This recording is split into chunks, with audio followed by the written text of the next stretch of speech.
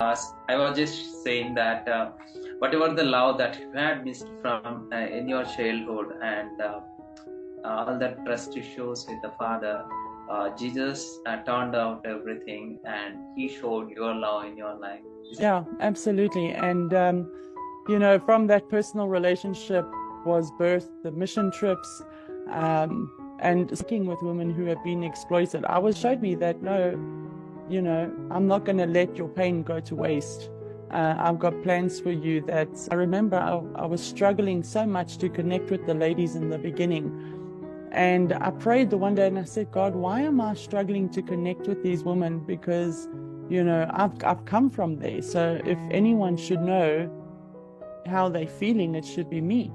And I remember him saying to me, but that's because you haven't learned to love your old self. So my real healing began when Jesus showed me, no, but he loves that girl just as much as he loves me now, all cleaned up and polished up, which was really beautiful. Amazing. Thank you for sharing that, Sam, from your own work experience as well, and how you're going to accept the people that went through the same situation that you are being through. Yeah. So now comes that one is that crucial one. After these all experiences, though, how will you accept you see a man in your life, and how do you accept men in your life? How do you see them? Yeah, for the longest time, I had no respect for men, actually. I didn't trust men. I didn't care for men. And I think, just learning about Jesus and his grace and his love and being in a community, my church community, where the men were different. The men loved their wives. They loved their children.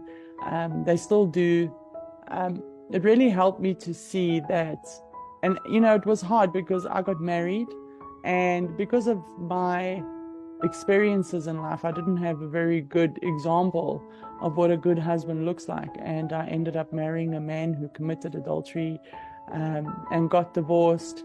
And, this was really hard for me because I'd opened my heart to him. I had given everything to him.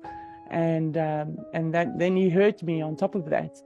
And funny enough, a few men have actually asked me this question in my life. And I think what helped me was to realize that Jesus doesn't generalize. He speaks to individuals. You as a person, what you do and what you choose is your responsibility.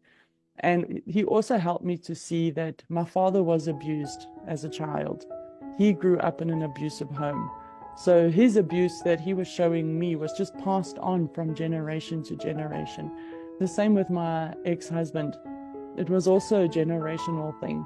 And that helped me to realize that, we are all sinful. Even though I was abused, I also made some terrible decisions in my life. It may have come from, the hurt and the pain that I had been through, but I also had to take responsibility for my own sin and my own mistakes in my life. And in that, God showed me so much grace and so much favor. And so realizing that the men that have hurt me in my life were men that were hurting themselves, people that didn't know Jesus, that didn't experience his love and his grace, and people who also needed it and who Jesus would never hold his grace back from. And that helped me to realize, but if Jesus forgives them, then how can I not forgive them? And and I've got great friendships with great men like yourself, and and it really has changed my outlook on men as a whole. The way you said, one thing is really interesting and everyone must do is accepting our own mistakes as well. Yes. When a person went through this kind of brokenness, they are end up in a kind of victimized mentality, and it is very hard for them to come out of what they went through.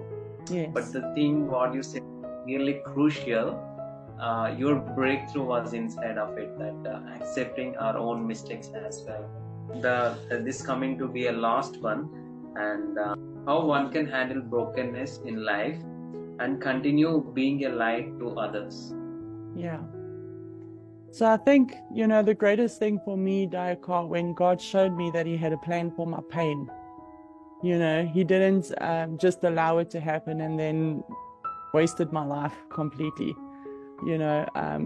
Unfortunately, sin has come into this world. There's nothing we can do about it. Nobody is immune from it, and as long as men or women, people, not just men, mankind, have the free will to make decisions, then sin will hurt each other.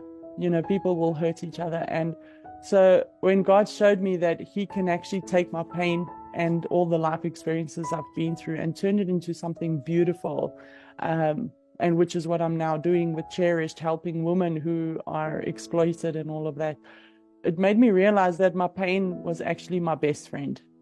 And the things that I learned, the deep compassion, the deep love for broken people, the acceptance of broken people, not to judge people, but to realize that we are all sinful and we are all struggling, and to realize that there's a hope.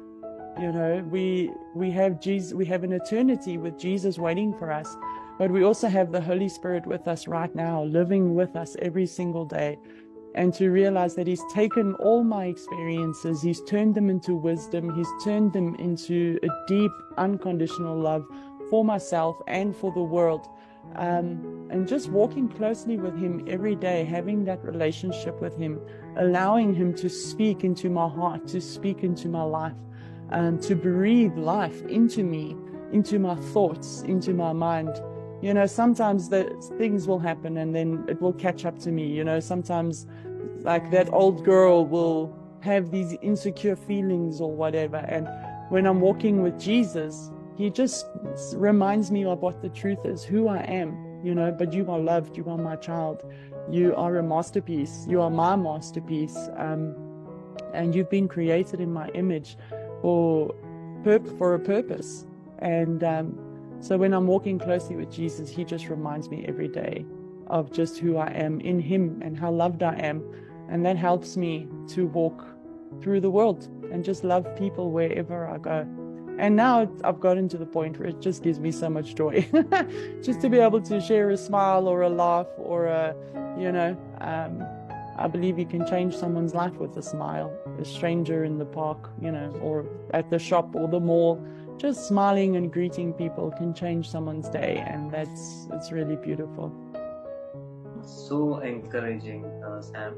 The entire interaction, the way you said that the pain is a blessing, brokenness is a blessing, Yeah. and for sharing all your testimony for the glory of God.